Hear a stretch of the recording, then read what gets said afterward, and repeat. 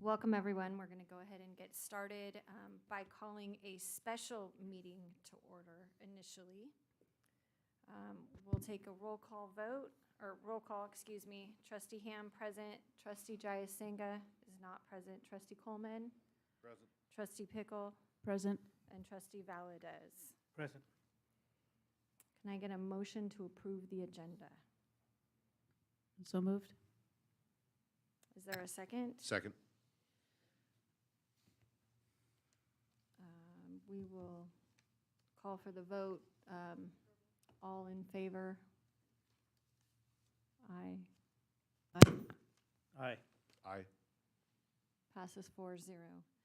Dr. Weimer, will you please introduce the two action items? So we have two pieces of property that we currently have an option on that are ready to go into escrow. These are the two open pieces of property that are behind the maintenance and operation building out in the railroad, or not the railroad, out at the business park property along Aviator Drive. So we do have an option, and we are ready to exercise those options and actually purchase those two pieces of property. With these two pieces, the only thing remaining out there that we do not own will be the piece that the new district office would be going on. And we're hoping that that one will be ready by the end of the school year. So hopefully we'll be back here in May or June with that one, but we'll see. But for tonight, we have two pieces. So the first one would be the superintendent recommends the board approve the purchase and sale agreement between the district and Valdez Company LLC, a property located at 651 Aviator in the city of Atwater, and delegate the authority to the superintendent or his designee to enter into the agreement and take any action necessary, including a contingency of up to 10% to effectuate the terms of the purchase agreement. Is there a motion? I'll make a motion to approve. A second? Second. Any discussion? Call for the vote. I'm an Anyone aye. opposed? All right, passes 4-0. Dr. Weimer. So the superintendent recommends the board approve the purchase and sale agreement between the district and Valdez Company LLC, a property located at APN 056-330-053-000 in the city of Atwater, and delegate the authority to the superintendent or his designee to enter into the agreement and take any action necessary, including the contingency amount of up to 10% to effectuate the terms of the purchase agreement.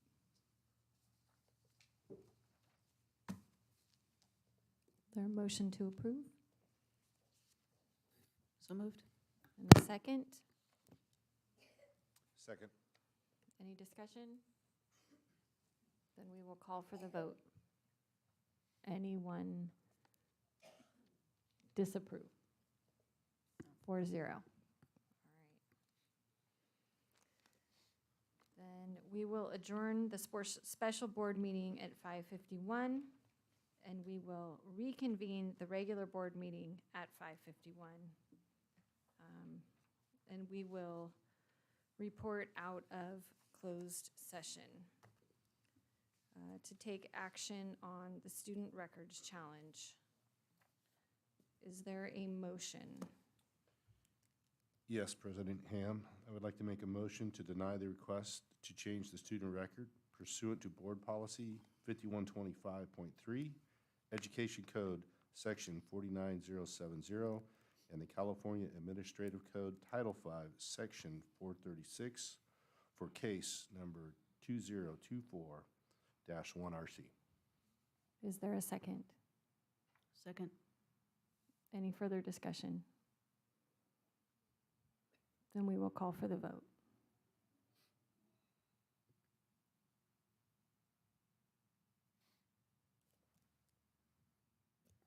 Mrs. Rohrbach, I'm not signed in, but I'm an aye. The same, Mrs. Rohrbach.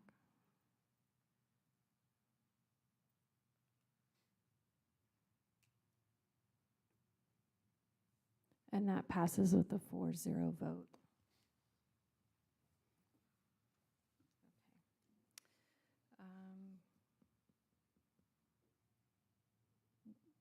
We also need to take action on student disciplinary cases 25, 26, and 27.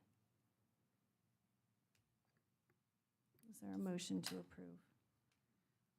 I'll move to approve student disciplinary cases as recommended, cases 25, 26, and 27. And a second, Second. and call for the vote. I'm an aye, Mrs. Rohrbach. I am also an aye, Mrs. Rohrbach.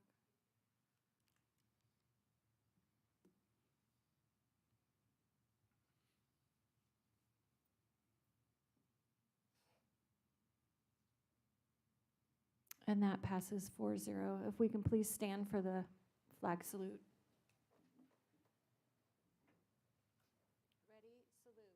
I pledge allegiance to the flag of the United States of America and to the republic for which it stands, one nation under God, indivisible, with liberty and justice for all.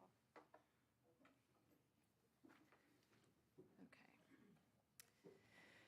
Is there a motion for approval of the agenda? So moved. Is there a second? Second.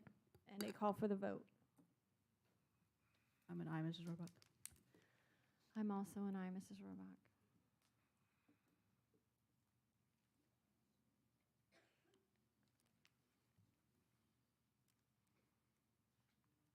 And that passes 4-0. At this time, we'll move on to the showcase.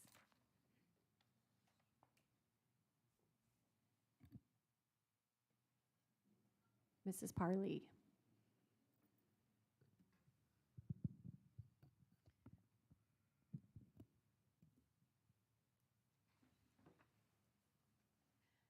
Good evening, board members, Superintendent Peterson, cabinet, and guests. I would like to wish you all a very happy Valentine's Day. I am Alexi Parley, the principal of Atwater High School. We are honored to welcome you and to have you on our campus. Tonight, we will be showcasing our Freshman Academic Support and Intervention Coordinator Partnership. This year, Atwater High School focused on creating intentional and increased supports for our freshman class. As part of this, a partnership was forged between Mr. Ruiz, our intervention coordinator, and Mr. Pereira, our 9th grade academic support teacher. He was here and he had to step out. To provide wraparound and maximize services for some of our at-promise 9th graders. Together, they have coordinated and coupled character-strong Tier 2 lessons with the support students receive in their academic support class to better reinforce students' academic, behavioral, and social-emotional learning on the campus. Mr. Ruiz.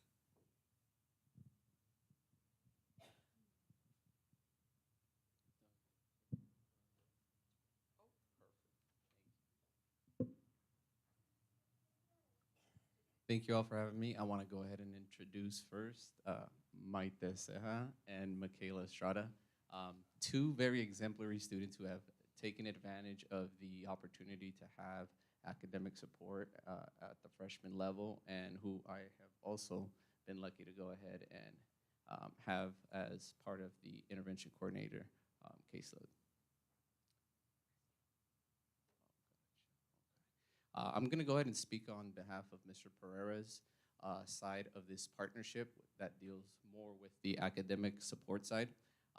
Having 9th grade students all in one period and only 9th grade students has made it a lot easier for him as the academic support teacher, mainly because they share more of the same teachers.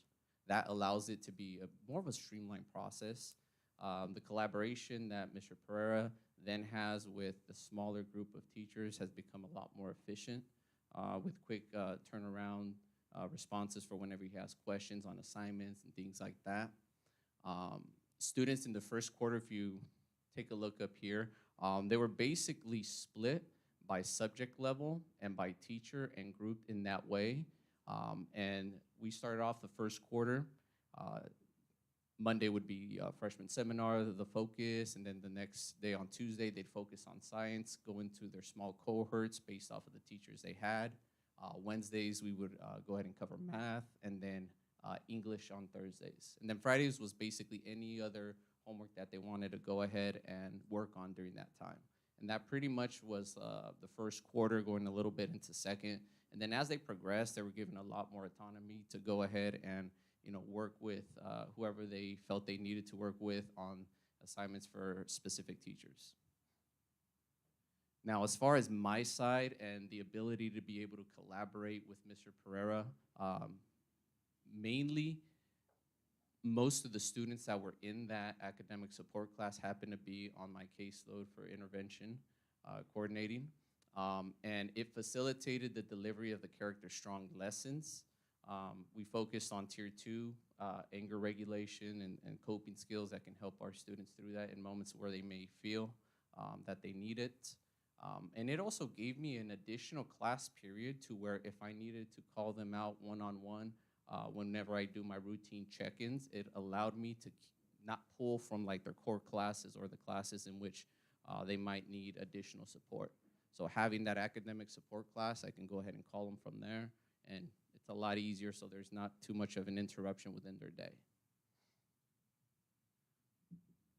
And one thing that I do appreciate about the partnership that Mr. Pereira and I had is that there's been times where, you know, he and I are texting back and forth, and he might see a little bit of like a change in demeanor in a student, and he would quickly let me know that same day, hey, you know, I believe you need to go ahead and, you know, call in so-and-so. They came in, you know, a little bit upset and things like that. And that's really kind of helped me make sure that I can go ahead and support them outside of just the academics as well, and kind of focus a little bit more on like the SEL portion of their education.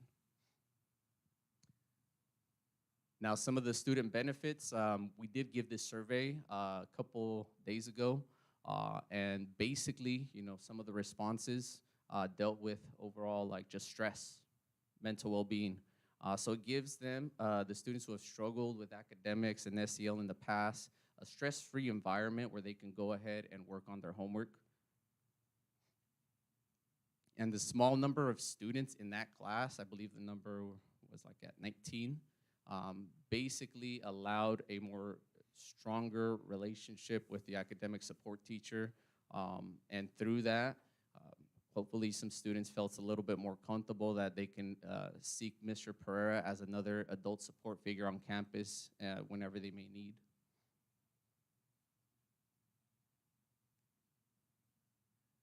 Now, one of the most common themes that I got from talking to students throughout the semester was that some of the students who were not able to pass the majority of their classes going into their freshman year basically all described it the same way. If it wasn't for academic support, I could have been failing 3 more additional classes, or I could have failed them all. Now, I do have some data on here. Can we click on the...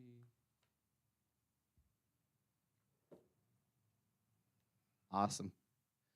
So the data you see there is basically from the 4 grading marks, plus the 3rd quarter grading mark that just came up. Wherever you see a blue box, that has been an increase from the previous grading mark. We do have one example, the examples that I have that are in the outlined in a blue box. Can we scroll down a bit? Okay. These are some of our major changes from 1st quarter to basically filling everything.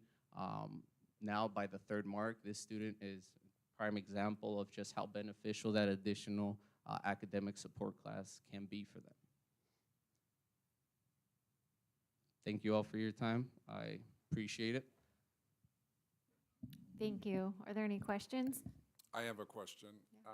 Mr. Ruiz, look at me, don't look at any of your administrators that are on this site.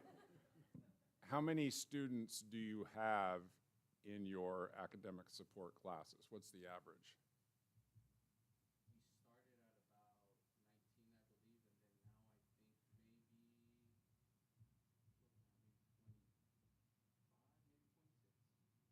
That's big for an academic support class. Comment? I mean, I know you're doing it, but is that a fair comment that that's a pretty large class for academic support? So another question, eye contact.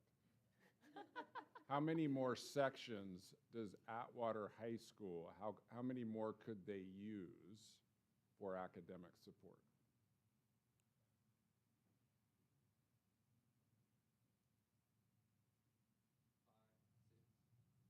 Okay. Thank you. Question for the young ladies. Do you guys have, girls, have anything to say?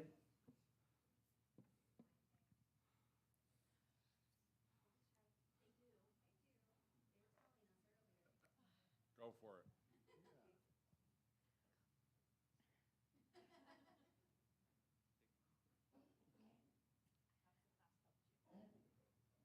Yeah, just tell us how it helped you. How it's helped me? Yeah. I think that it's helped me because I was failing. I've been failing, like, I was going downhill with my grades. And, like, since I've been with Mr. Perez in Mr. Perez class, my grades have gotten, like, more,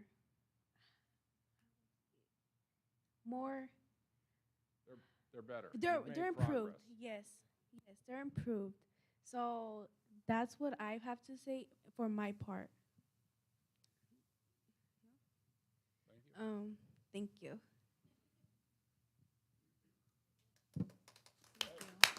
Thank you. Mrs. Parley, your team, your admin team, your student support team should be really proud. I've heard many comments from teachers and community members, and we have struggled at all of our sites the last few years, and you've really made great progress this past year. Thank you. Do we And- have academic support across campuses? Yes.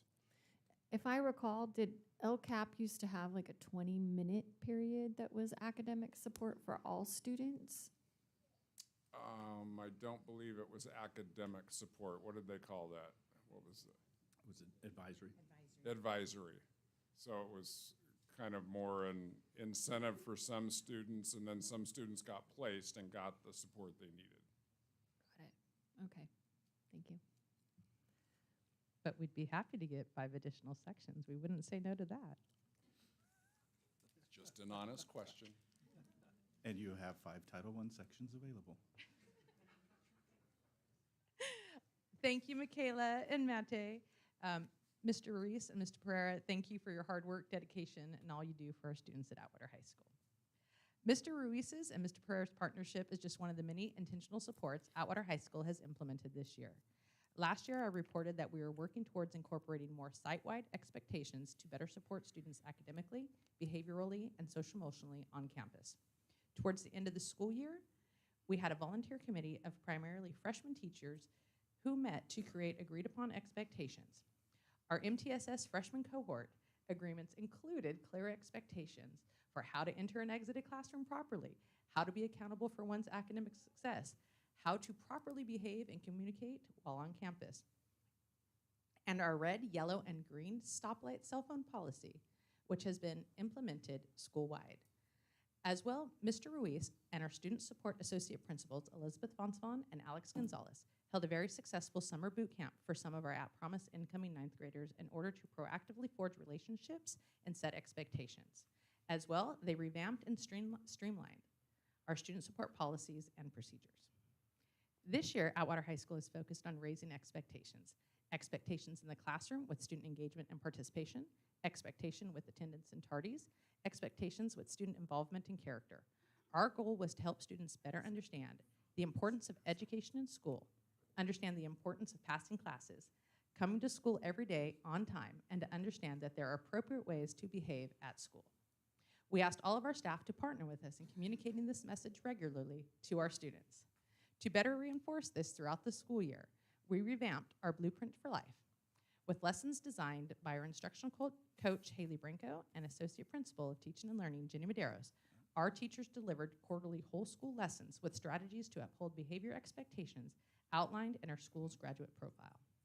These school-wide lessons ask students to reflect on what does "We Are Atwater" mean to them, and how best they represent our school values of community, respect, innovation, and imagination. As well, I initiated Talk About It Tuesdays, where I, along with the members of my admin team, visit classrooms on Tuesdays, of course, with a bag of Taco Bell gift cards to review MUHSD's and Atwater High School's vision and mission, and to give students a space to provide feedback and to ask questions. These intentional conversations, services, and interventions have helped us bolster our climate and culture on campus.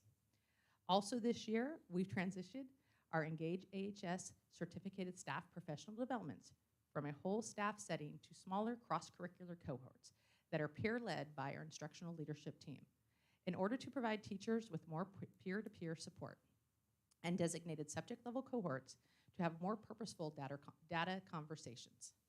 Additionally, our Associate Principal of Guidance, Lindsay Parker, created a master schedule that supported not only students, but also this year's superintendent's goals. It was designed and shared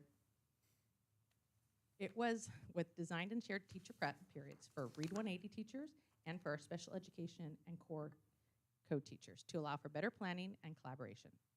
This has contributed to AHS having the largest district growth reading levels in our English Read 180 classes. Great job, Mr. Machado, Mrs. Betancourt, Ms. Jimenez, and your SPED co-teachers, Ms. McInnes, Ms. Abbasi, and Mrs. Boyette. This also has allowed for our math and SPED teachers to collaborate in order to better implement co-teaching models in our Math A, B, and Math 180 classes. The partnerships between Mr. Soto and Mr. Castro, Mr. McGinnis and Mr. Reyna, and Mr. Svensson and Mrs. Cannon has been powerful, and you just need to walk into their classes to see the great strides we have made in our most intensive math classes. It was also a great honor and privilege to host our inaugural Night of Excellence this year. We celebrated 385 Atwater High School students with 419 awards. The awards aligned with our LCAP goals and reflected our students' achievement towards these goals. Lastly, I would like to share that Atwater High School is very proud to have the highest percentage of student involvement in the district. We have coaches and advisors that simply just go above and beyond and have created a culture where involvement is the expectation. With our powerful social media presence, our successful athletic programs, and a robust student involvement in our career technical student organizations like Skills USA, HOSA, DECA, and FFA, our students are actively participating, competing, and thriving. And a shout out to both our boys and girls basketball programs for being CCC champions, and good luck to them in their playoff game tonight. So this concludes my site report. Thank you for the opportunity to talk about Atwater High School. Thank you, Mrs. Parley. Any questions? Mrs. Oh, go ahead. Sorry, Julio. All you. After you, Kurt. Go ahead. Thanks. Can you run by your cell phone policy for us one more time?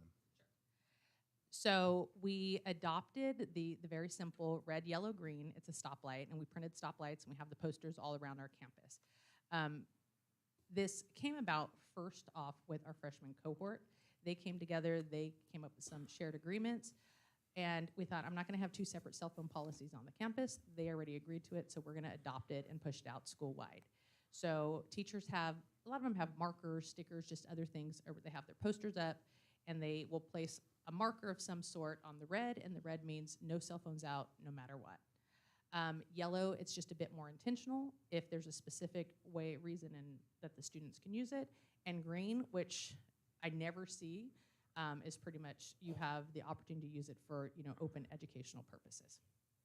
And it has been an overwhelming success, not to say it's perfect, but compared to last year, we've definitely seen more engagement in the classroom. Thank you. What is staff feedback on that policy? I have surveyed them a few times, and each time, for the most part, it says, I think I had a 5-point scale, and overwhelmingly, it ended in the top 3, 4, or 5. So I'd be happy to share that data with you. So it was something that we, throughout the year, said that we were going to circle back, and I would survey them and get some feedback. And our freshman cohort group just met last week, and they were happy with it. They want to continue with it, and we're actually going to move to change that from just a freshman cohort to a site-wide. We're going to open it up site-wide, and we're working towards the end of the year where we're going to have some whole staff agreed upon agreements that we're going to move towards, including the cell phone policy. She asked my question. Thank you. Julio, I like your pillow. Thank you. What is student feedback? The students are never, they don't appear to ever be happy, so then we know it's working. So we received a lot of feedback early on, and we still hear it throughout the day and throughout the week. Students will comment on it, which just reinforces that our teachers are following the policy. So if you don't ever see green, then you should never see a cell phone out in the classroom, right? Correct, unless it's on yellow and there's like an intentional reason why the teacher's allowing the students to use it. So Boyettes, we have 2 teachers here tonight from Atwater High School. Is that working? Is it better, improved?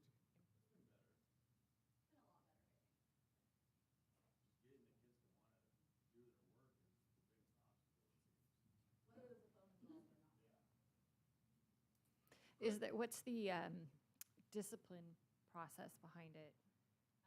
We have also worked towards having our teachers do more tier 1 interventions in the classroom, and that includes for behavior, including cell phones. So the first time our teachers are supposed to be calling home to parents. Okay.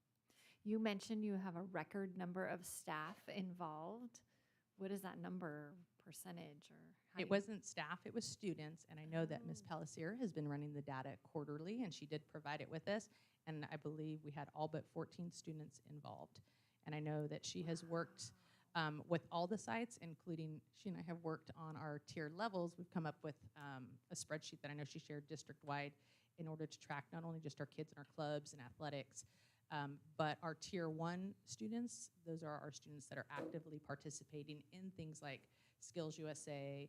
FFA, everyone knows, is very highly involved, but here on our site, and Ms. Boyette's one of our Skills USA advisors as well, all of our clubs and our CTSOs, it's not just FFA, are super actively involved, have their own dress-up weeks, but then also go and compete and go to conferences, and so they get tier 1 credit in their involvement, in addition to our kids just being involved in regular clubs and athletics. Great. Thank you very much. Thank you. And if you have to leave and go cheer on your teams, we get it. We encourage it. Yeah. Thank you. Okay. At this time, we will move to the general public comment period. The meeting is recorded. Individuals addressing the board are asked to fill out a speaker card located in the back of the room, complete a blue card to speak to an item not on the agenda, and a yellow card to speak to an item on the agenda. Please return the card to the administrative secretary of the governing board. Individuals addressing the board shall be limited to 3 minutes each with no more than 20 minutes per topic. During this portion of the agenda, the public is invited to comment on items which are not on the agenda but are within the subject matter jurisdiction of the Board of Trustees. The board will take no action at this time, but may refer the issue for further consideration. Individuals who wish to comment on agenda items shall be provided an opportunity to comment after the staff report and before the board's consideration of that item.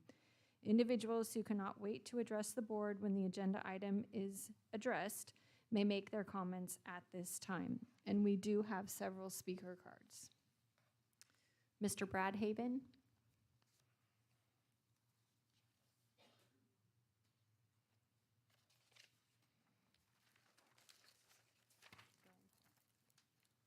Yes, good evening, President Ham, Dr. Peterson, all the board and administration here.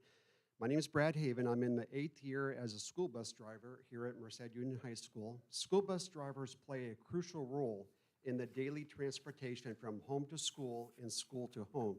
However, our impact extends beyond home to school. As educators, you understand that students who participate in activities have improved attendance and better grades. Bus drivers contribute to making these extra activities available by providing safe transportation. Some examples of what we support: our shuttles, our daily shuttles, the CTE, the trade training at Castle, which includes carpentry, electrical, and automotive, and more. The MedTech at Mercy Hospital and various doctors' offices. The CAPET, which is training at different elementary schools in the county. The CIE, the Careers in Education, the CIT, the Careers with Infants and Toddlers. And then there's sports, and sports at the freshman, JV, and varsity level. There's boys football, girls softball, girls tennis, girls flag football, boys swimming, boys volleyball, boys wrestling, cheer team, girls volleyball, girls wrestling, boys track and field, boys basketball, boys soccer. Girls track and field, girls basketball, girls soccer, boys tennis, boys baseball. And then the clubs and organizations that we support are the FFA, the Risk Club, the bowling, choir, nutrition, foster, band, workability, Frisbee Club, speech and debate, special education, Winter Guard, Hike Club, Merced Fair, many, many different clubs that we support, including the prom program. After-school assets, summer school administration, we support the migrant and seasonal farm workers in the summer. Notable cities that we drive to with these students: San Francisco, Stockton, Vallejo, Sonora, Santa Cruz, Modesto, Los Angeles, Angels Camp, Monterey, Fresno, Pasadena, Chico, Sacramento, Santa Clara, San Bernardino, Lake Tahoe, Columbia State Park, Yosemite, Sequoia, and Kings Canyon National Parks, Antioch, Oakhurst, Roseville, San Jose, Reno, Cupertino, Mariposa, Tulare, Tracy, Dublin, Pleasanton, and Folsom. In conclusion, I would like to ask, the Bus Drivers Committee has submitted a reclassification, and we would appreciate if you would seriously consider it for our group. Thank you. John Villanueva.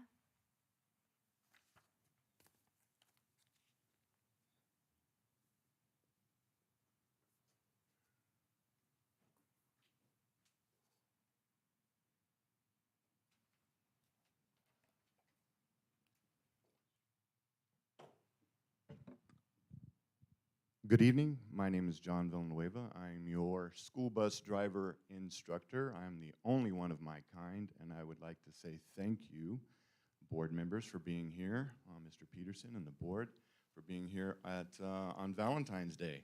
I might be in some trouble when I get home. I want to first start off talking on behalf of our drivers, amazing, amazing individuals. I want to inform you that June 1st this year, DMV now is requiring drivers to add a whole bunch more to their pre-trip. They have bundled us with commercial drivers.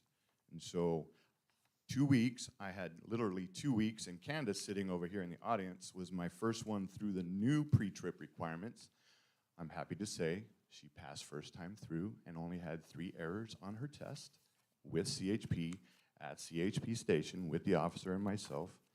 And then 2 days later, I had another driver go through with 100% 0 errors. So currently, our staff, our school bus drivers, we're at about a 95% first time through pass rate. I've been your instructor since 2018. They are amazing, amazing people. They adapt quickly, and I was thinking about it on my way over here. We are part of a major organization, and we never say no. We do not say no to field trips. We do not say no to extra shuttles that are asked of us. We constantly say yes. How does that affect me as your instructor and my reclass? Well, when I first started 17 years ago with the district, our in-services classroom, we could all do our AM route and then head over to a location and have our professional development, which is required by law, and we could receive that nutrition that we need. Now everyone is driving. So as the instructor, how am I supposed to equip them and provide them with the spiritual nutrition, or the nutrition, I'm sorry, I'm a Christian, so I always say that, spiritual nutrition, but their professional nutrition, how am I supposed to deliver that to them? They're busy, because we never say no, but we still do it because I don't say no. We need to get creative and figure out how we can continue this, provide them with what is required by law. The handout that I gave you, which is the matrix, it has a break. If you look on page 2, it tells you the school bus basic guideline, and I'll be back because my time is limited. But I want to support them, myself. We are stretched thin. There are so many new requirements on us, Federal Motor Carrier Safety Administration, ELDT. I manage that portal for MUHSD. So that's my time. I'll be back. Thank you for your listening ear, and we would appreciate any support that you may give us. Thank you, Mr. Villanueva. Mr. Morrison.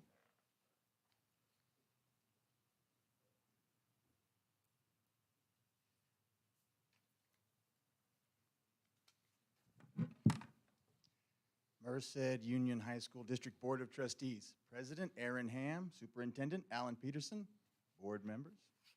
I am Ennis Morrison, a school bus driver with our district for the last year and a half, and for 5 years previous to that with a different operation.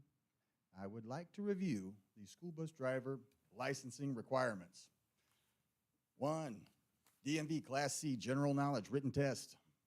DMV Commercial Driver Class AB General Knowledge Written Test. DMV Passenger Endorsement Written Test. DMV Air Brakes Endorsement Written Test. CHP Interview and Background Check. A minimum of 20 hours of school bus specific classroom instruction. CHP Written Test on school bus rules and regulations. CHP Written Test on first aid, CPR. Minimum 20 hours of behind the wheel training. Practical examinations under the scrutiny of the CHP School Bus Officer Coordinator. This 2-hour test includes a successful demonstration of the pre-trip inspection and a behind-the-wheel vehicle operation test. Furthermore, every 5 years, we must retest with CHP to maintain our school bus certificate. Yearly, we must complete 10 hours of classroom continuing education. Every 2 years, we must pass a federally mandated Department of Transportation physical. Only after satisfying these requirements are we authorized to transport students. I could not find any quantitative data on pass-fail percentages for these various steps. However, the persistent nationwide shortage of school bus drivers is compelling evidence that not many people want to drive a school bus. And those that do find the process challenging. I am a member of the School Bus Driver Reclassification Committee, and I ask, please consider our application closely. Thank you for your time. Thank you very much.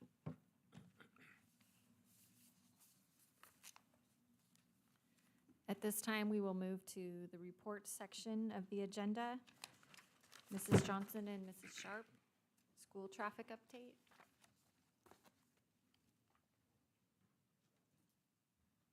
Good evening. I'm joined tonight by Kelly Sharp, who is a program administrator in the Student Services Department, and she works very closely with our school resource officers who gave us a lot of input into this report that we're going to give tonight.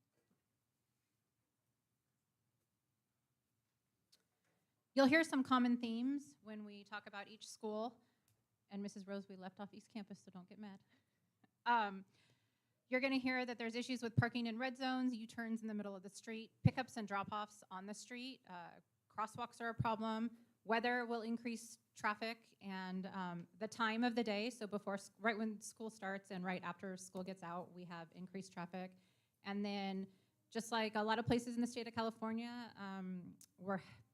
the law enforcement agencies are having a difficult time with staffing, so we're having a lack of enforcement because they don't have enough staff to come out and enforce the traffic rules. So the first school that we looked at is Atwater High School, and some of the concerns here are that on both Fruitland and Winton Way, pedestrians are dodging cars and not using crosswalks. I will say that Mr. Peterson told me that right here on Fruitland, correct me if I'm wrong, that they are looking at adding some sidewalks there because right in front of the school we do not have sidewalks. So that should help with some of the pedestrian traffic. Parents don't want to get into the drop-off line in the parking lot because it's so congested, so often they will drop off on Fruitland or drop off on Winton, which then creates traffic, and then they're stopped there, so that increases traffic, and then sometimes kids are getting out of the back of the car, climbing over seats, and so it takes a long time, and so that adds to the congestion. Parents also park and wait for students, and their cars block others trying to get out of the parking lot, and that leads to congestion as well.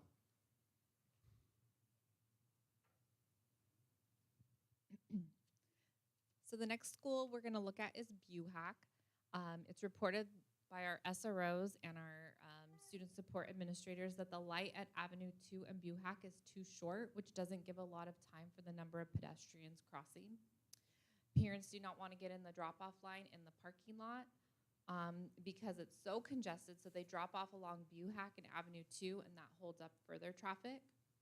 The SRO has asked for traffic support from Atwater PD, but due to staffing shortages, it's often just referred back to our own SROs who initiated the request. Those who do get in the drop-off line in the parking lot often get impatient and try to go around cars, which makes it dangerous for those students that are walking or exiting their own vehicles or being dropped off as well.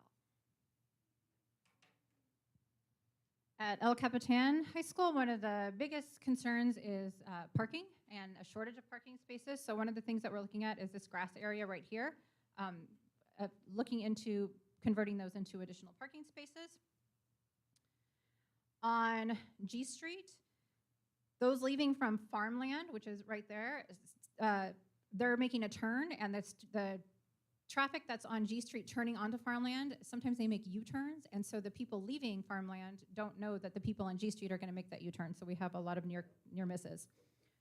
The no parking on Farmland is not enforced, and parents wait for their students there, which leads to congestion, and the same is true on G Street. And additionally, parking in the fire lane blocks traffic, and the 2-lane pickup zone is highly congested, so parents are trying to avoid it.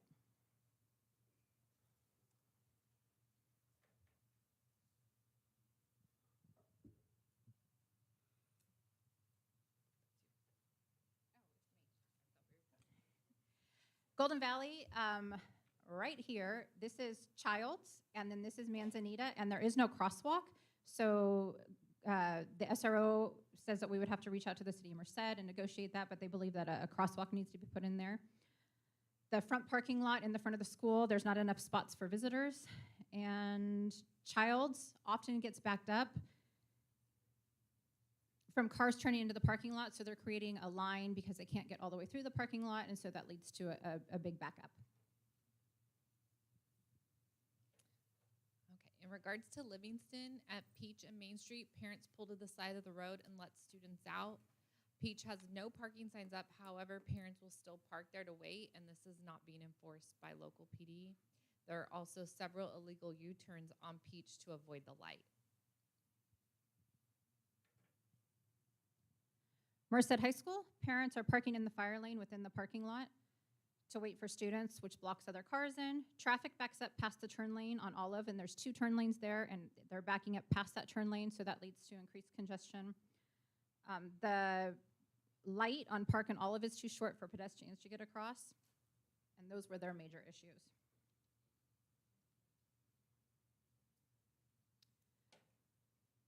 How have sites addressed this? They send frequent parent square reminders. I know especially in Merced, they have called and asked for other officers from Merced PD to come in and enforce traffic, and sometimes that'll help for a few days, and then it gets back to old habits. And then sometimes the SROs go out and just methodically go through each driver and remind them of the rules, and that works for a few days too. The biggest problem we have is that we can't do anything about the number of students that are coming at school or after school, and so no matter what, we're going to have some increases in congestion. Any questions? Is there any communication with, say, the city of Merced to negotiate some of the things you mentioned, like the placement of a crosswalk, or trying to, I know you mentioned staffing, but somehow increase the enforcement? Mr. Swartwood, have you guys reached out to the city of Merced?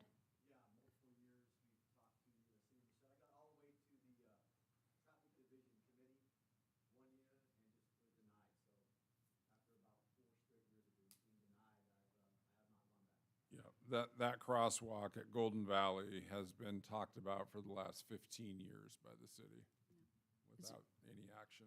Is there anything at the district level that's done to help? No, I have not been involved in it. I think you need to be. I think you need to talk with the city manager about the safety issue, because it's a city liability as well. And I think the crosswalk at Childs, Mr. Swartwood, does it light up?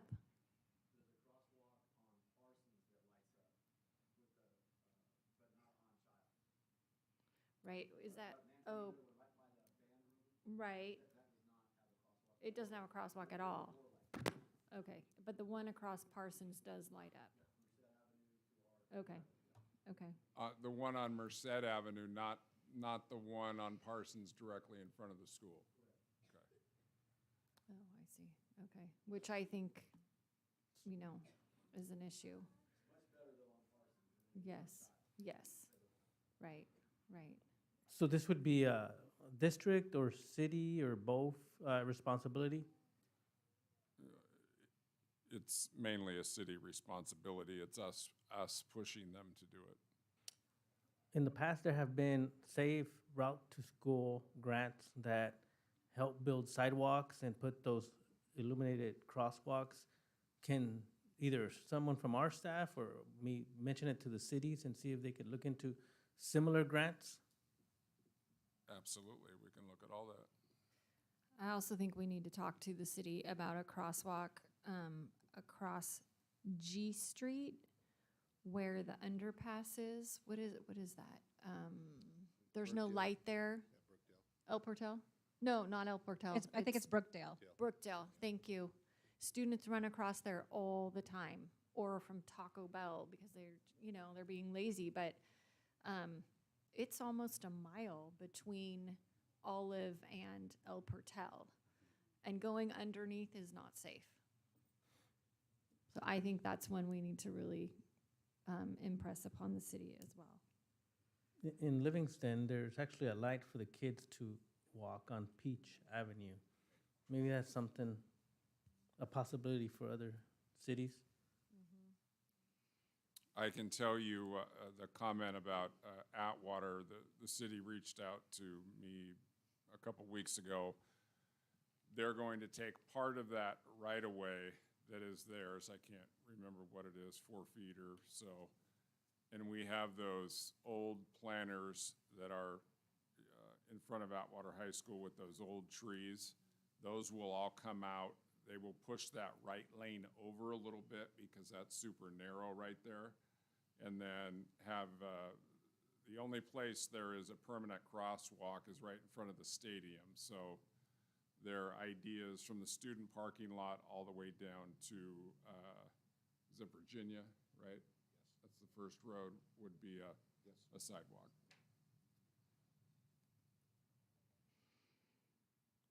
I think this is great information, and it's really appreciated that the SROs were involved as well. And it sounds like maybe there's some simple questions of the cities to lengthen the time of the crossing at certain times of day even, so.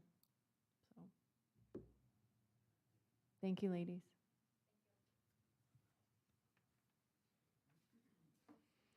Okay, at this time, we have a large group of lovely ladies coming forward to present on the CCSPP. Oh, and men, I'm sorry. Thank you.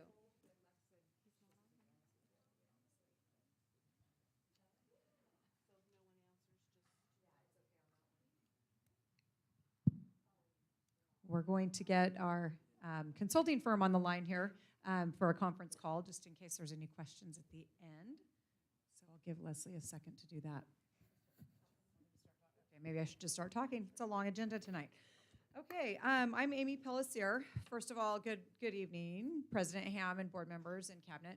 I'm a program administrator with the district office, and I was tasked with working with Jeanette McCauley and Katina Austin on the California Community Schools Partnership Program, which is a grant that we received about 1.5 years ago, kind of a slow-moving grant. A requirement was put forth this year by the state that each site develop a CCSPP plan with goals and report on the progress of their plan yearly. So with that in mind, we had each site hire a CCSPP lead to establish a site team to develop that plan and to help with the reporting each year. Our next report will be due this June. So I would like to introduce our 3 site leads. Well, one of them's not here tonight, but Mr. Swartwood's here for him, or for her. But we have Jeff Rivera with Yosemite High School. We have Travis Blagg with Sequoia High School. And we have Kevin Swartwood here on behalf of Kelly Silva to report for Golden Valley. So they each have about a 30-second to 1 minute time frame to report on their goals for this year. Okay, I'm so here. Can you hear me? Mr. Swartwood, would you like to come up first? Okay. Good evening, everyone. I'm Kevin Swartwood from Golden Valley. Our CCSPP lead is Kelly Leonardo Silva, and she's watching me right now, I hope, because baby Paige is not here yet. Baby Paige was due today, and she told me earlier today that she's just sitting at home waiting. So, hi, Kelly. I'm going to take you through this. I've got 1 minute. Okay, so real quick, some things that I'll just talk about some things we're doing, and I think you're going to hear this kind of theme. We want to have some raft treatment services for our students for the Tier 2 and Tier 3 social and emotional help. With Mr. Richter's lead on this next one, we're going to bring in Character Strong for a full staff outreach next year and full PD for staff. We've already, as far as having our students get involved with our community, we've already had a Young Scholars Night. Matter of fact, Torrin Johnson was involved in this. We brought 10 or 12, I think it's 12 of our African-American boys out to dinner and had them listen to multiple guest speakers about futures and what the bright outlook that they have. And Torrin can talk more about that when we have more time. We had family night at Cougar Closet. Families could come get all the clothes that they needed. And then finally, for the last goal, we purchased translation systems. We're looking at tutoring services for families and printing services for families after hours. So I hope I was within my minute. Okay, hi, I'm Travis from Sequoia. And one of the big things that we've been already put in place is the Restorative Justice with Andre Griggs, who's on campus. And just today I had a good sit down with him to talk over the program and how it's going along. And it's something that I see like just every day as a school teacher there, the impact that it's already making. He's coming up with different groups that are, he's being recruited and also referred to, and these kids are the ones that have been having struggles and some issues, but then we've been having to see them becoming more leaders there at the campus. And it's been great too also for our staff, he's been able to provide professional development for us. I'm in the process of creating a site committee there to go ahead and go over other things that we want to do, other things that we want to branch into, but right now the Restorative Justice has been making a big impact on our campus, and I've really been appreciative of that and appreciative of the grant for that.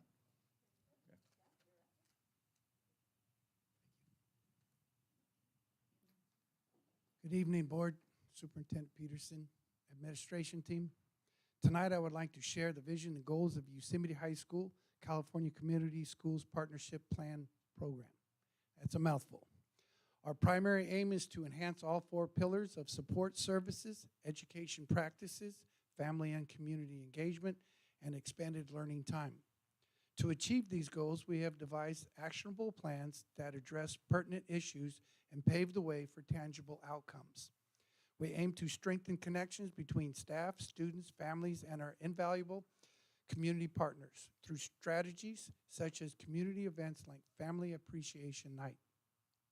We are committed to enhancing social and emotional development through campus-wide projects bolstered by additional professional development and integrating character-strong curriculum across all levels. In pursuing college and career readiness, we are researching and preparing plans for opportunities such as congressional awards and OSHA forklift certification, alongside comprehensive tutor and credit recovery opportunities. There is excitement about the journey ahead and positive impact these initiatives will have on our school community. Thank you very much for your time. Thank you guys for your information and what you are doing at your school sites. And there's a lot more, as we said. But today we have a video from Capital Impact, and we also have Lex Carlson with us on a conference call. They decided to do the video. We were going to try to zoom in, and being here at Atwater High School, we ended up going to do the video and if there's questions. And so Capital Impact, one of the requirements for the CCSPP grant is to have a needs assessment and asset mapping. And so we decided to partner with Capital Impact. And so tonight they're just presenting, or their video is just on our phase 1. There's 3 different phases, actually 4, I think they'll get into. And we're partnering with them for 14 months to kind of help us dig deeper into our community to see what the needs are for these 3 sites. we know when I send out a parent square survey, I typically get my same, 15 parents. And so after we move past phase 1 and 2, that's where we're looking to go deeper into our community to see really what we need to help support our students. And so further ado, we'll have the video begin.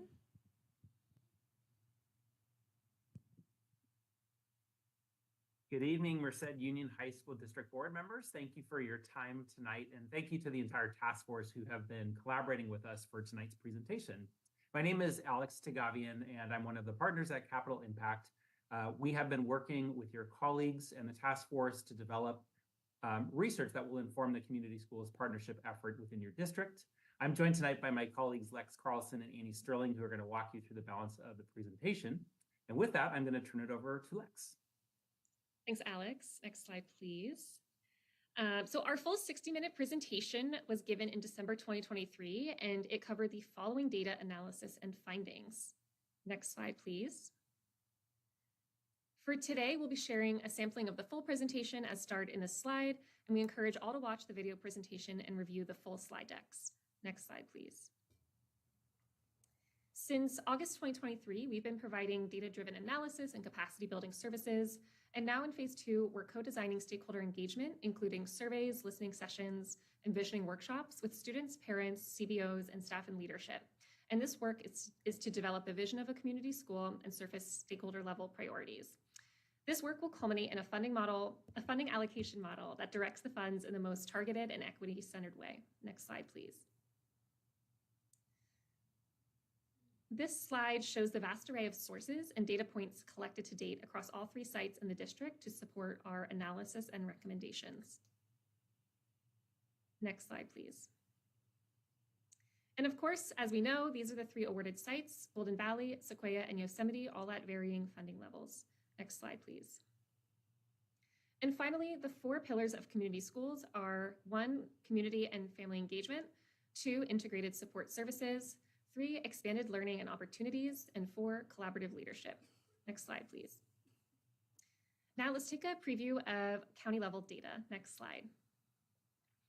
As a county, pediatric social determinants of health require attention. For example, about 30% of children in Merced are living in poverty, with only 57% of children within a healthy weight range. Furthermore, nearly 14% of children have difficulty getting healthcare in the last year, and only 68% of children attended a dental visit in the last year. Finally, only 30% of children are physically active for 1 or more hours a day, and that's down from nearly 60% in 2018. Next slide, please. Turning to county-level educational attainment, the majority of residents do not have any college attainment. The line at the bottom of the slide shows an important detail of students graduating from area colleges into high-wage, high-demand fields. And that is, only about 1.5% of those earning certificates are graduating into family-sustaining and high-growth jobs. The figure jumps to 16% for those graduating with an associate's degree, and then leaps to nearly 60% for bachelor degree earners. However, these figures call for further action to be developing pathways into good jobs. Next slide, please, and I'll turn it over to Annie. Thank you. So we'll now turn to narrow our vision on Merced Union High School District, examining both the district and student progress. This slide lists the high-level takeaways from our findings regarding academics, behavior, and health. For today's presentation, I'll share some of the key takeaways regarding academic performance. You'll see categories listed along the far left, with data organized into 2 columns of both strengths and challenges. Starting with academic strengths, F grades in the district have been on the decline since the pandemic. However, CASP scores show that most students are performing below grade level. Pandemic impacts are visible in CASP scores, as scores have dropped around 7 percentage points in each area since pre-pandemic rates. In terms of college readiness, at 72.68% completion rate, FAFSA completion is a strength of the district. However, with just 31% of students completing A through D requirements, most students are exiting the district without sufficient coursework completed to qualify for admission to CSUs or UCs. We'll now share some of the details from our audit of the four pillars of community schools that are at work within the district. For today, I'll zoom in on the pillar of collaborative leadership and decision-making. All Merced's district schools provide multiple opportunities for parent and student input in decision-making. However, parent and student responses to LCAP input were quite low. And in fact, faculty expressed concerns to us throughout our engagement that engagement and participation in decision-making is neither high nor representative of the community. Our open question regarding collaborative leadership then is one that lends itself both to community stakeholder engagement exploration as well in our next research phase. How and when would parents and students like to be involved in decision-making? And what would motivate them to participate at higher rates? We'll now share a sample of the detailed site-by-site analysis that we conducted of community schools' assets, needs, and open questions related to student progress and the 4 pillars. For today, we're going to focus in on Yosemite High School. Here are the key takeaways. Again, you'll receive these slides so you can review this in depth at a later point. And now we'll turn to Yosemite's school and student progress with health, behavior, and academics. For health at Yosemite, there are both strengths and concerns. In responses to the California Healthy Kids Survey, most students said that they felt listened to and cared for by adults on campus. Taking a look at behavior, though, the outlook is mixed. Yosemite's suspension rate of 5.1% exceeds the district and statewide rate of 3%. Positively, though, the percentage of drug-related suspensions has dropped significantly at the school over the past few years. However, Yosemite's chronic absenteeism rate stands at 81%. This is a 15% increase since the start of the pandemic.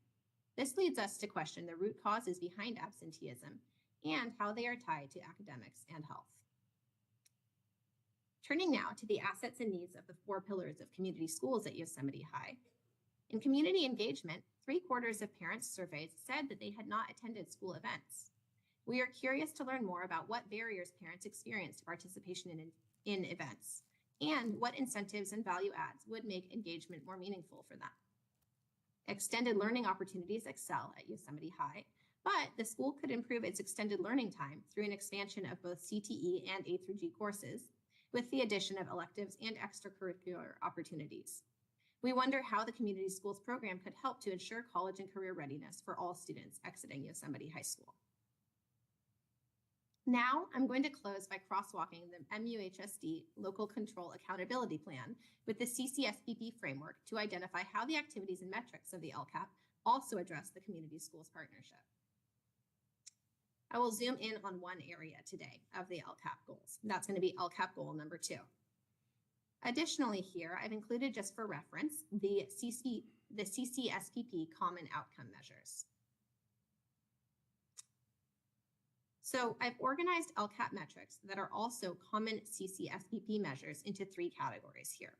Whether growth is lagging, the current state is maintained from one year to the next, or progress is being made. For LCAP goal number 2, this goal is around providing a safe learning environment for all students. There are multiple CCSPP aligned activities in the areas of community engagement, integrated student supports, and extended learning time and opportunities. However, as you can see, the area of collaborative leadership and decision-making is relatively slim.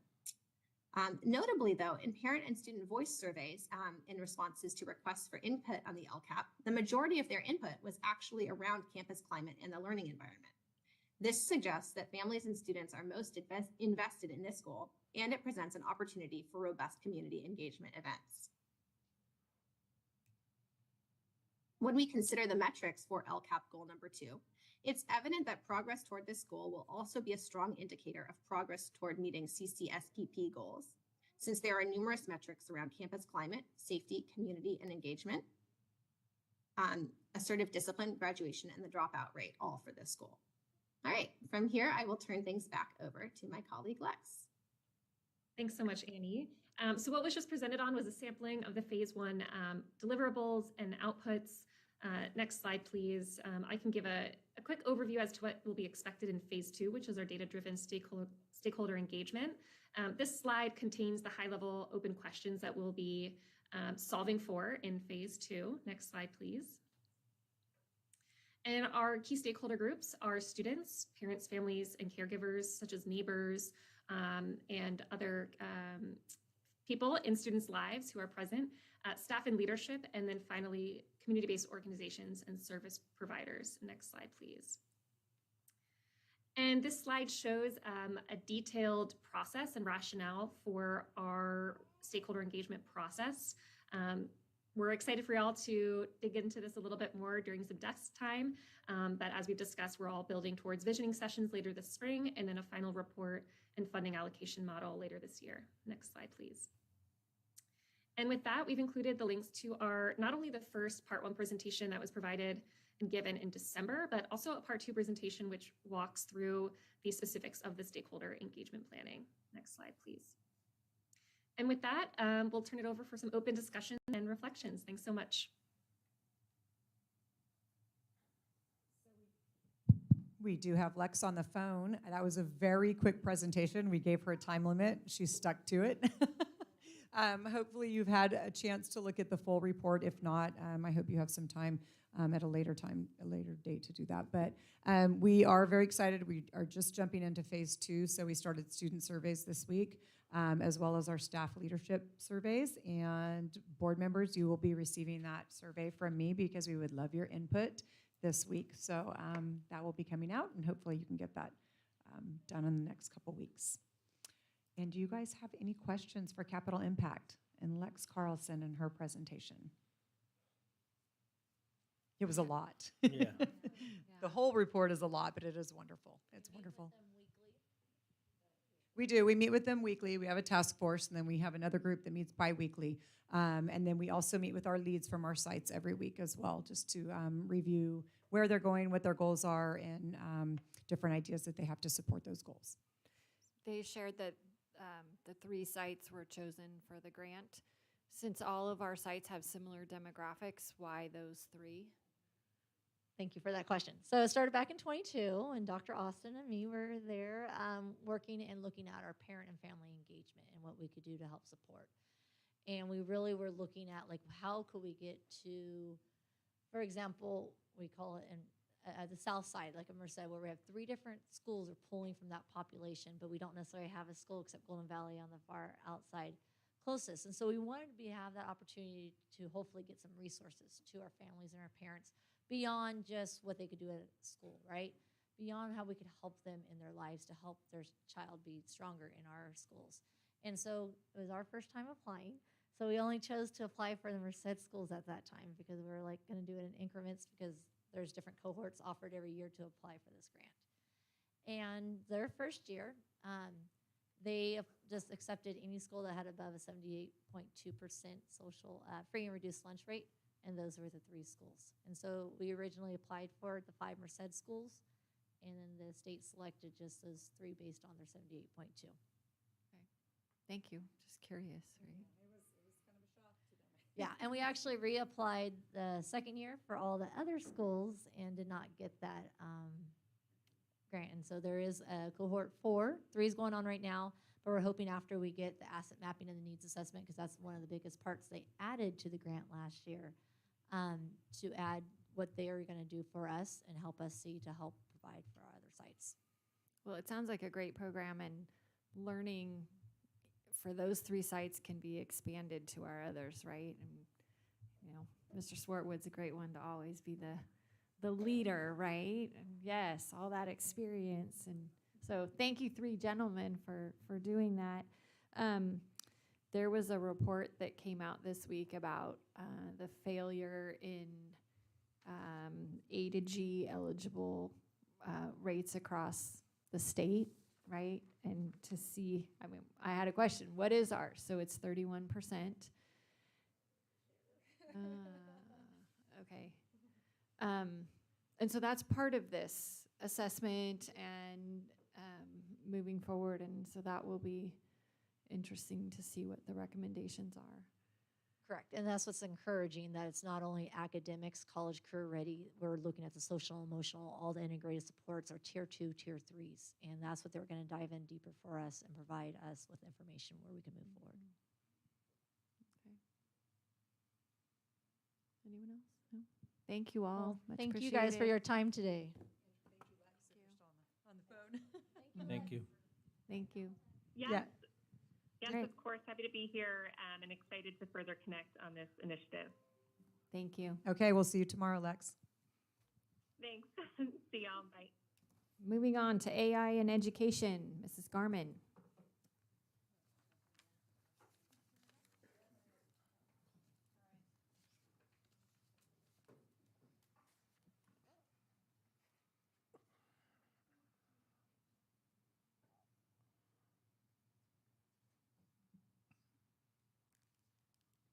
Going back. Good evening, President Ham, members of the board, cabinet, Superintendent Peterson, Mrs. Roback. While we cannot predict the future, it appears certain that technology will continue to influence our personal and professional lives. In this age of AI, it is essential that both educators and students demystify this technology. A conceptual knowledge of both the benefits and potential risks of emerging technologies is increasingly relevant for our students and educators alike. So this presentation is going to talk about some of those things, start the conversation, and let you in on kind of what the conversation has been thus far in recent months.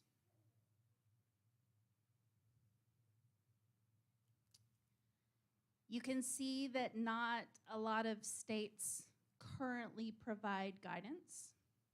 So you might find that interesting. California was one of two as of the time of this compilation of slides. I'm sure the more, that will get on board as we move on.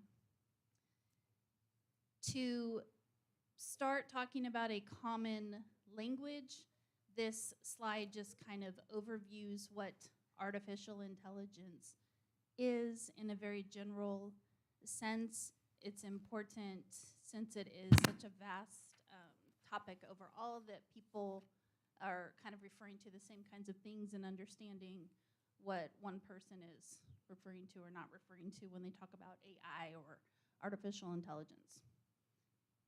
There are many different types. These are commonly used types. You may recognize things from your own personal life that fit in one of those categories. You may have an Alexa that you give input to. You may watch a streaming service that predicts what shows you might like, and suggests those things to you. You may have played around with a generative tool that has become more popular in this last year, especially with ChatGPT. It's only been just over a year that it's become all the rage. And so you may not have thought before that this is really in your life already.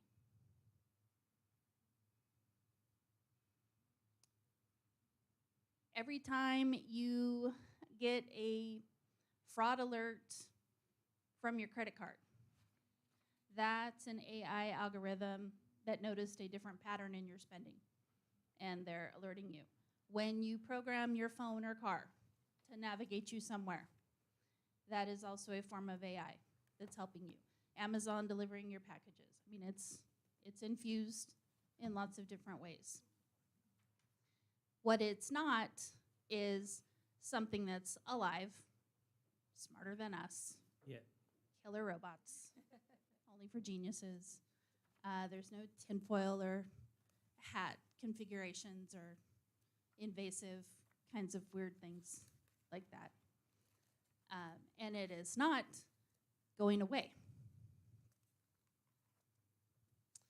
Education with AI can be exciting. And some of our tools already use it for personalized learning. With professional development, our teachers can increase engagement, offer more tailored differentiation in less time. They can move seamlessly between paper-based tasks and digital learning. Communicate in a more automated way with parents. Identify students who need extra support. AI is not going to solve every problem, but it can help support learning and ensure our students are prepared for the digital age. There are many potential benefits to using AI in education, as with many other technologies. New opportunities with differentiation, assessments, personalization, skill building, improving efficiency. And there are also potential risks that are important to proactively address with all stakeholders. So there's concerns around plagiarism, ethics, accountability, privacy, and over-reliance on those types of things have to be proactively addressed.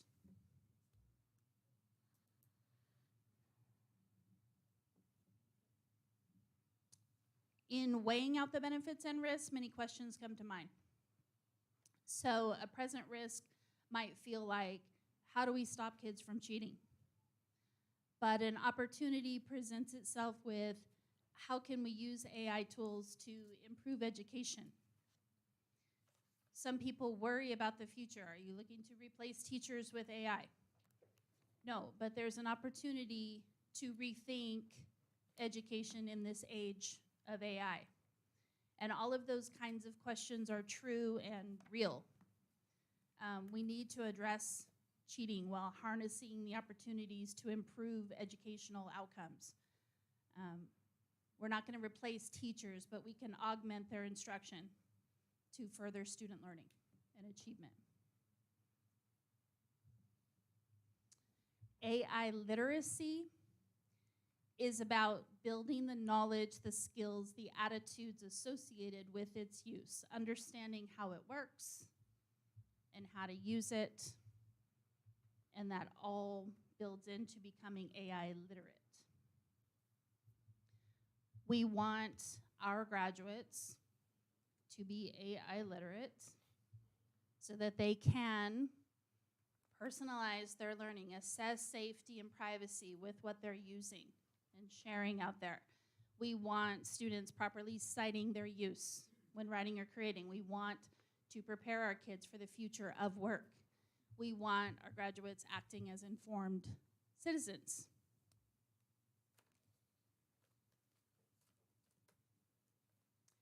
And doing nothing isn't an option. The work world is already shifting to the AI reality. It's part of our responsibility to teach our students to use AI responsibly and ethically as part of their learning, to teach them about ways to personalize their experience, to teach them ways to speed up a process or enhance something, just to empower them through building AI literacy.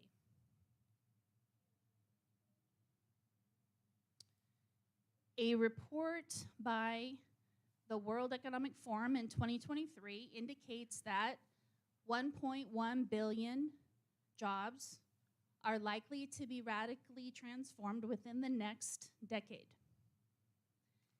Skills and knowledge needed for the workplace of the future include artificial intelligence and machine learning, cloud computing, product management, social media, those kinds of things. The demand for AI-related professionals is increasing in nearly every sector of the economy. As such, AI literacy is foundational for a well-rounded education to prepare students for today and tomorrow. In our district, some of the things that have started in this last school year to present date, we've started looking at our board policies, our administrative regulations, looking at the language and updating, working on drafts to update the language to include use of and responsible and ethical use of emerging technologies such as artificial intelligence. I have an Emerging Technologies Council group, ETC, that I started meeting with in January. We'll meet again in March and in May. It's kind of a think tank group made up of individuals representative of sites around the district. And we talk about what they're feeling about it, what they know about it, where they think we should go as a district with it. That group helped generate a survey that went out to teachers and students in the last month. And we're going to talk about that further when we meet in March. There's professional learning being offered at various sites through instructional leadership teams, instructional coaches. I've witnessed some of that myself. It's just really fascinating to see that happening. And I've seen the direct application of it in a classroom. For example, one teacher here at Atwater, a Spanish teacher, used AI to generate passages for her Spanish students with the wrong verb tense, and then had her students correct the passages. It's creative use of AI. The theater teacher at Golden Valley had her students collaboratively speak with a chatbot to explore the multiverse for preparation for an upcoming project with Film One. So teachers are starting to dabble with this and find innovative ways to use with their students. We launched a winter book study around an AI-related book, and over 50 staff members jumped into that.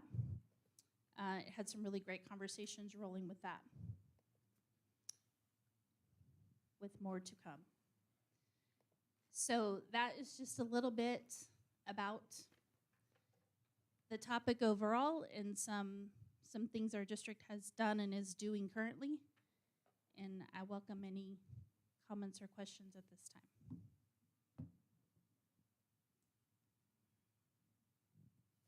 Thank you, Cheryl. It's very real and it's very overwhelming. Yeah. But thank you for being on top of it for the district. It's absolutely relevant. So thank you. Thank you. At this time, we'll move on to the Employee Association comment period, except I don't think anyone's here. No. Okay. Then we will move along to the consent agenda. Is there a motion to approve? I'll make a motion to approve the consent agenda. Is there a second? Second? Any discussion? Call for the vote. Mrs. Rohrbach, I'm an aye. I'm an aye also, Mrs. Rohrbach. And while we're waiting, Mr. Nicholson, would you like to come forward?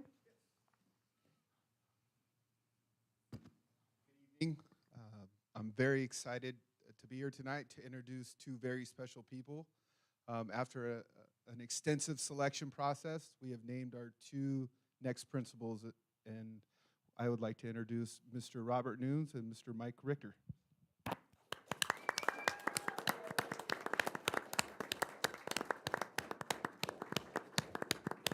And before you give them the mic to say a few words, because I know for sure Mr. Nunes will have something to say. I want to apologize to the Nunes family and Richter families. I was not on the ball tonight. We should have moved the consent calendar up. So, note to self. I'm going to go before Mr. Nunes because we might be here a little bit. We need to put the timer on when he comes on. I want to thank all of you for the opportunity to be the principal at Golden Valley. I'm very excited about that. I consider that my home. I want to do the best, just like with all of us, we want to do best what's for our homes. I'm going to do the best job for Golden Valley. Also want to thank my wife for supporting me through this, not just as in the process of being principal, but even as associate principal. We put a lot of time in, and so she's very supportive and understanding. So thank you. All right, well done. Thank you. Thank you, Mr. Richter. I went to BUHAC last week and met with Jan Euchre, so she's been a huge help, and just meeting the staff there, I'm super excited to be there. I'm not, he says it's home stuff, but Atwater's my home, so, you know, I'm super happy to be there and being part of the community. I'm super grateful for my family, Hunter and Cooper and Carter and Maya. They wanted to hear their name today, so. Good work. So yeah, I'm excited to be there. And again, thanks for all your support over the years. It's been a long journey, but I made it. Thank you.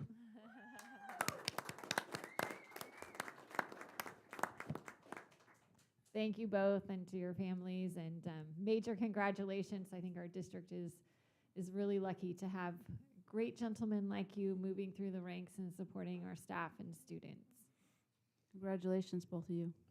Congratulations to both of you and your families, your wives and your kids for being here.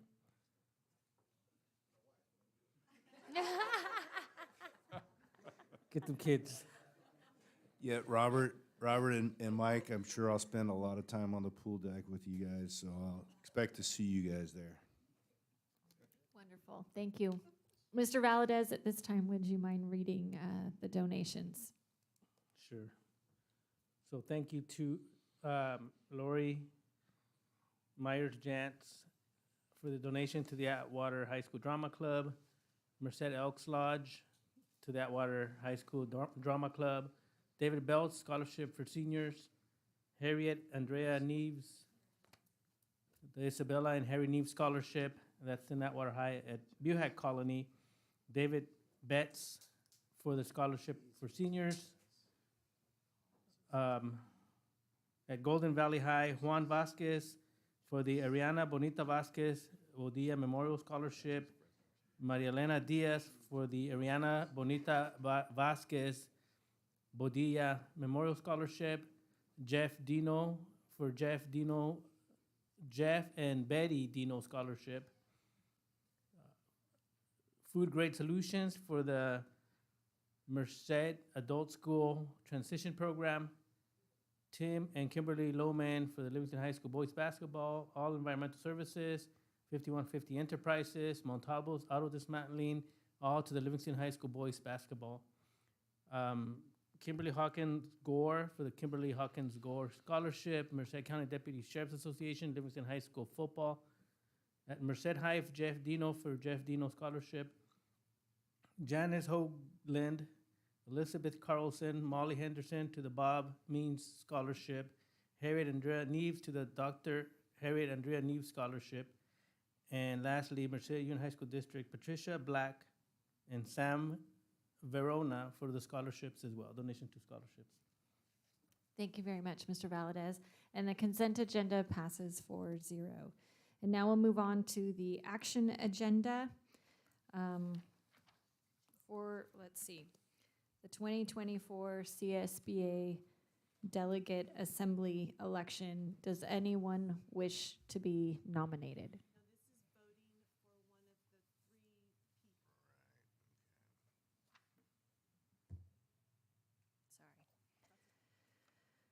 CSBA requests school boards elect representatives from their subregion to the CSBA Delegate Assembly. Delegates serve a 2-year term beginning April 1st, 24 through March 31st, 26, and meet twice a year to conduct business. The official ballot contains the names of the individuals nominated by member districts in our subregion. This year there are 2 candidates, Francisca Briones from Delhi Unified School District and Zachary Ramos from the Gustine Unified School District. Ballots must be returned to CSBA postmarked no later than March 15th, 2024. The superintendent recommends the Board of Trustees vote for one of the 2 candidates to fill the seat from subregion 8D, Merced County, to the CSBA Delegate Assembly. Is there a motion for one of these 2 candidates? Or we could just not take action too, right? That's correct. And I'm sorry, I don't have any input for any of the candidates, so. I don't know either one, but I have seen Mr. Ramos's, communications come through, and he does seem to be very involved and communicates what's happening, which is nice. So would you like to make a motion? I would not be opposed to recommending him. It's always easy to recommend somebody else, isn't it? So I would make a motion to elect Mr. Ramos as the delegate. Is there a second? Second. Any further discussion? Call for the vote. I'm an aye. Likewise, Mrs. Rohrbach.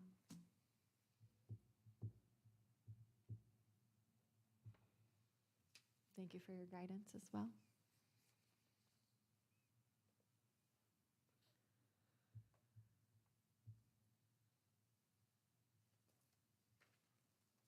That passes unanimously. Dr. Weimer, the purchase of 4 new transportation buses. After Ms. Garman's report, we are hoping that we can replace Mr. Calderon with AI. So. We, starting on January 1st, the Air Quality Board did require that every ICE vehicle that you purchase, you did purchase an EV vehicle as well. They have pushed that back for rulemaking for school buses until March, and then they're still going to be working on the final versions of that, so we do have a small window. We did have a vendor who knew we were looking for buses and couldn't find any back in November and December, who just happened to end up with 4 left over on the inventory, offered them to us, and we have them on the board meeting here tonight for you to approve.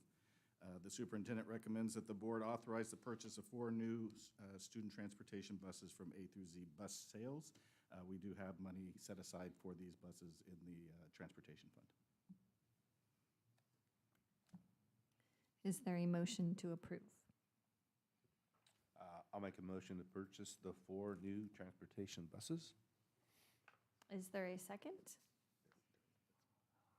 Second. Any further discussion? Call for the vote. Mrs. Rohrbach, I'm an aye.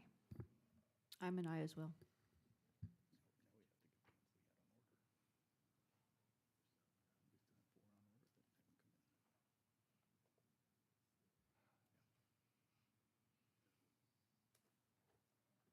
Yeah, we sort of cleared the room after the new principal announcement. I guess we could have done that at the very beginning. Yes, a lot Sorry. of fans here tonight. Sorry.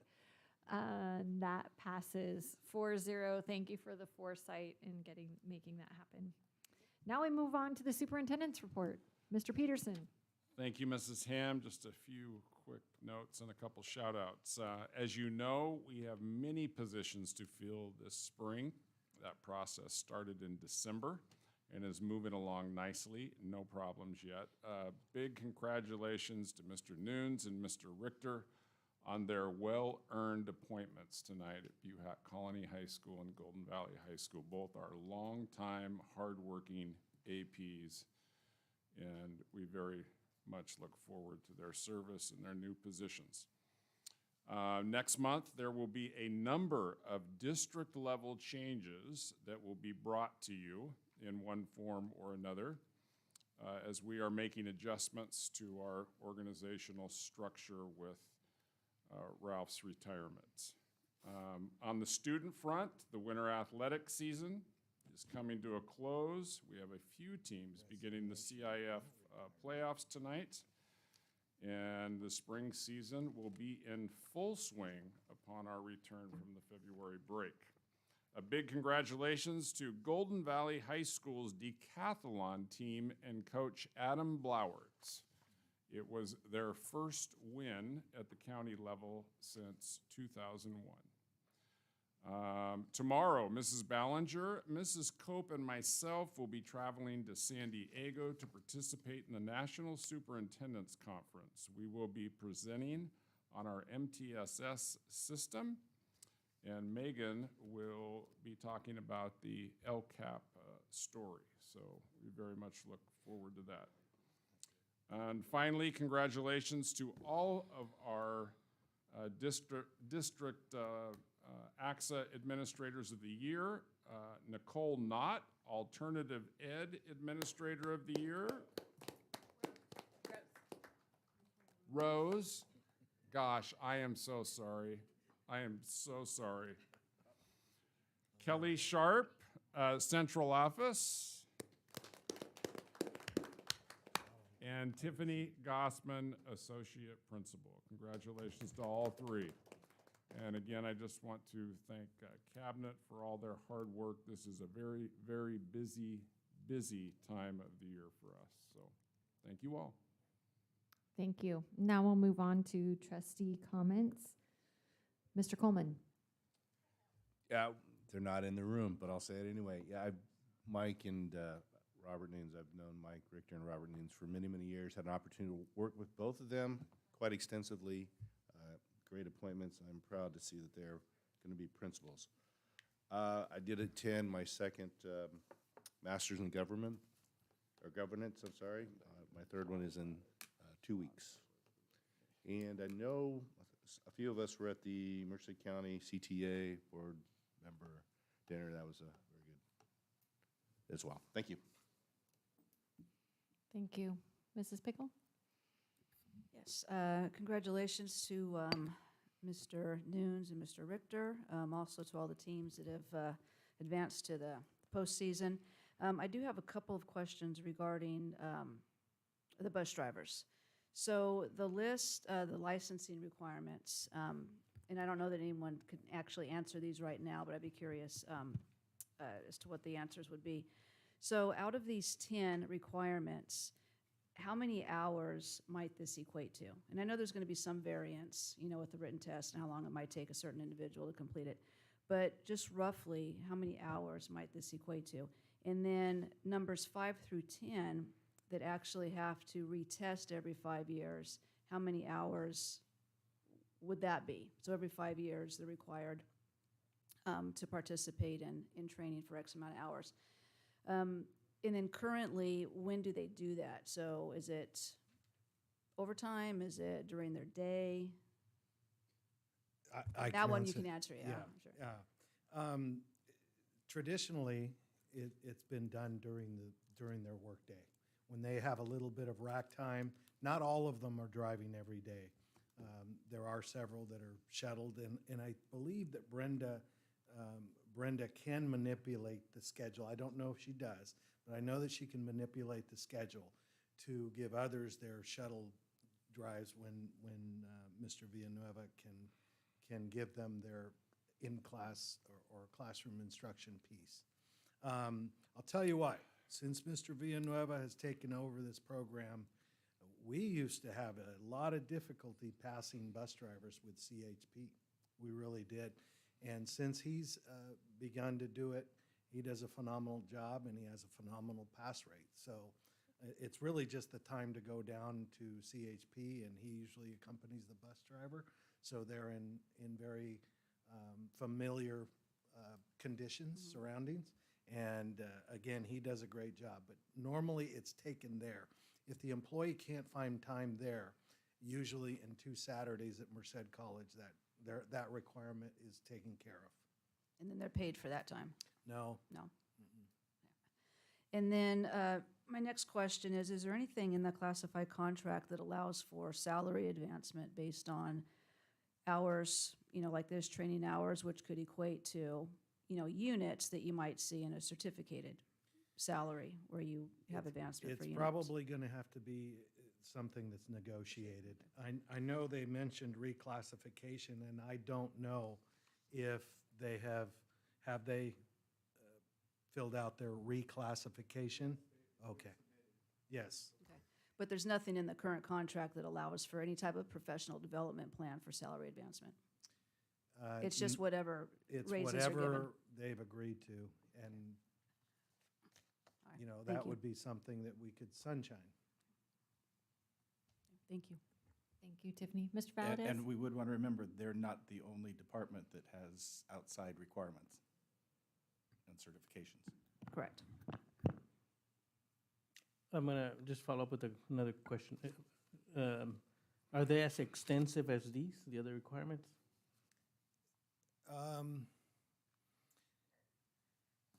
Well, all of our coaches take 29 separate mandated reporter, bullying, pesticide training, mandated reporter. But these are more They- like technical, though. They're paid for those, aren't they? They're, No. Well, they come in on Depends.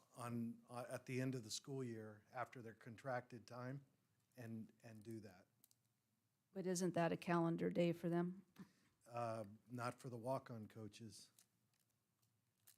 Yeah, to answer your question, I personally, not knowing all the technical information, I would say bus drivers are more extreme with requirements, yes. Especially at the beginning, when you're going to get the bus driver's license for the first time. After that, it's just a renewal every 2 years. Okay. And just a brief summary, how does reclassification work? Reclassification in the CSEA contract is when a group of employees in the same classification, when their essential job functions have changed, okay? When, I don't know the last successful reclassification, but when their essential job duties have changed, then we consider them. When the job has become more complex, frankly, it's an antiquated system, and we've tried to find a new way to address that. I was able, some almost 10 years ago, to get them to agree that there were more complex jobs on a campus than what the highest paid. At that time, the highest paid classified job in the district was the transportation shop supervisor. And since then, I think we've made some corrections, but who was on the committee? No, who sits on the reclass committee? Oh, yeah, it's a group of classified leadership usually, union people, somebody that's familiar with the job, and then representatives from HR. And if they feel, if they can make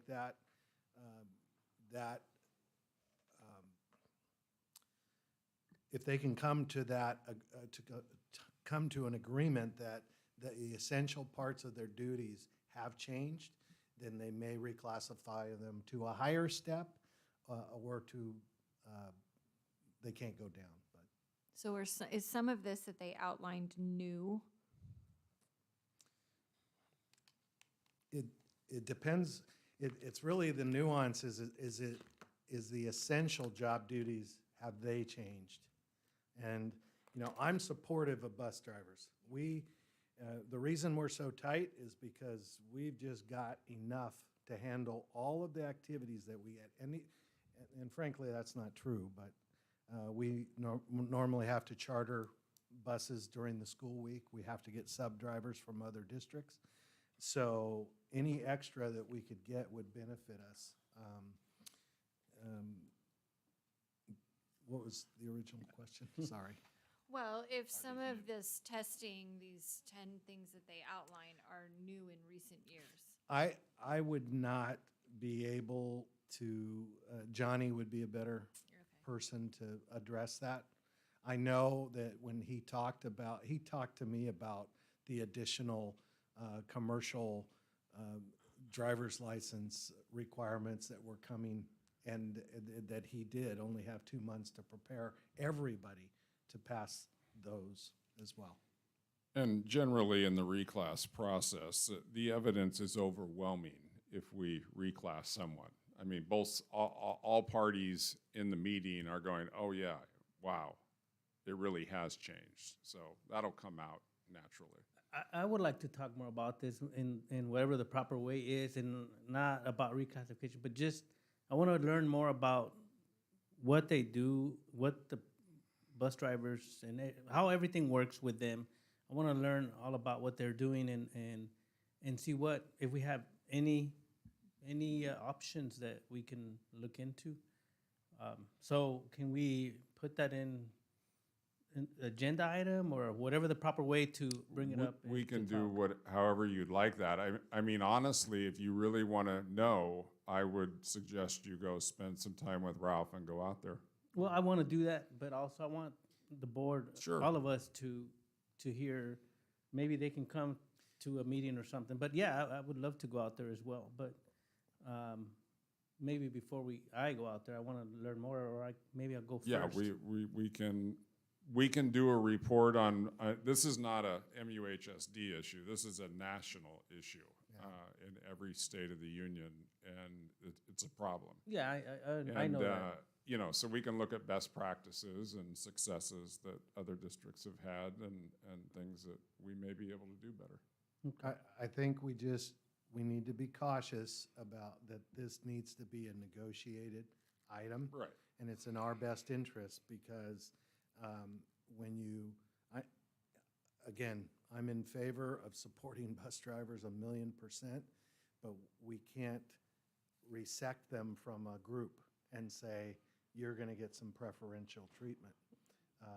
And that's why I want to know more. I want to know everything we need to know about that, because he's brought various documents each time he comes, and yes, that's helpful. But I want to, I want to see if everything. I'm sure everything he's saying is correct, but I want to. Yeah, I think we can do a transportation. We just did a nutrition services, and I think we absolutely can do a transportation. I think that would be much appreciated. A report on transportation services, and Mr. Haven, I think he's come to the last 3 board meetings at least and presented some different information. And I know Julio, you two had made a request on substitute bus driver pay, if we could know exactly what that is and if there's any room there, because I don't know if that's a negotiation or. It is. It is, okay.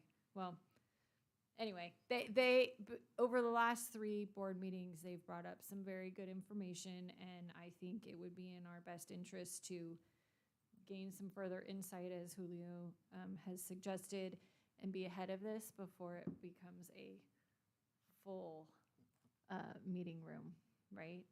And I think, they made really good points, and I think we all support our bus drivers, so a report would be great. Very good. Julio, anything else? Yeah, just to finish my comments with, again, like always, thank you everyone who's still here, and those who left, it's okay. And I hope that all of us can have a good, what's today? Thanksgiving? Oh, St. Patrick's Day, whatever's left of it. So thank you all for everything that you do. Huh? What did I say? St. Patrick's Day. You were close. It's Hershey's Prophet Day. Thank you. That one. Wear green. Okay, thank you, Julio. I had the opportunity to be a judge at the decathlon for the speeches, and that was fun. And then that night I got to go to the Golden Valley Hall of Fame dinner, and that was really neat. Great to see the community involvement there. Mr. Nicholson, thank you for all the work you're doing and your team hiring. And I know you've got a long ways to go, but glad you're ahead of it. And I've only had incredibly positive feedback from staff and community members about our 2 newest principals, so that's very exciting as well.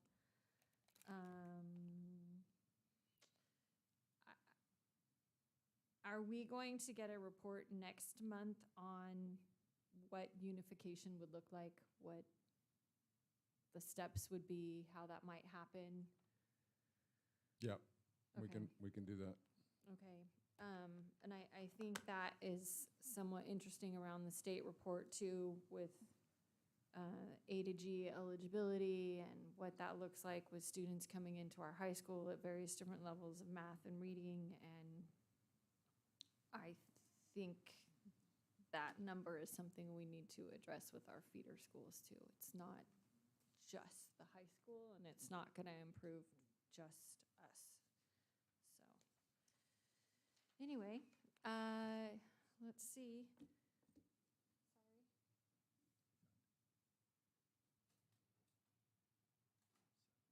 We can adjourn at 7:36. Happy Valentine's, everyone.